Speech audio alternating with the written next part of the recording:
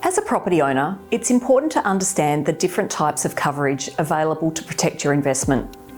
Two common terms that are often used in landlord insurance policies are loss of rent and rent default. While they may seem similar, they actually refer to two very different scenarios.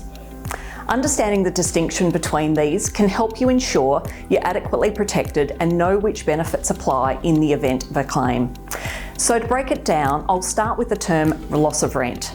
This refers to a situation where a property owner loses rental income due to an insured event or damage that makes the property uninhabitable.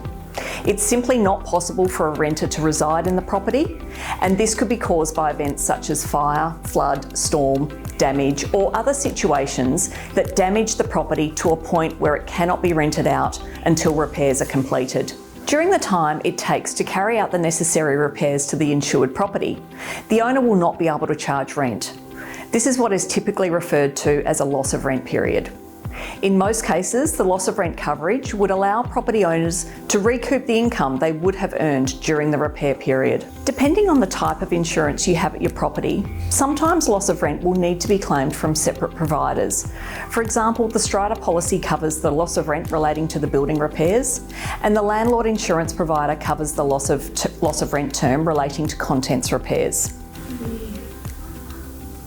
On the other hand, rent default refers to a situation where a renter has failed to fulfil their obligation to pay rent as agreed in the lease term.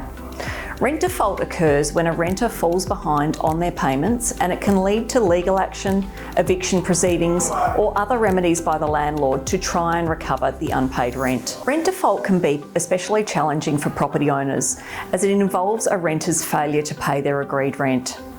This can cause financial strain as the property owner may not be receiving the income they need, and they need to take steps to recover the outstanding money and find a new renter, all of which can lead to an eroded tenancy, increased fees and legal recovery. So to make summary of the loss of rent and rent default differences, loss of rent is the broader concept of lost rental income due to unexpected insured events that make the property uninhabitable. Rent default is more specific and refers to situations where a renter fails to pay rent as required in their lease agreement, in accordance with state legislation.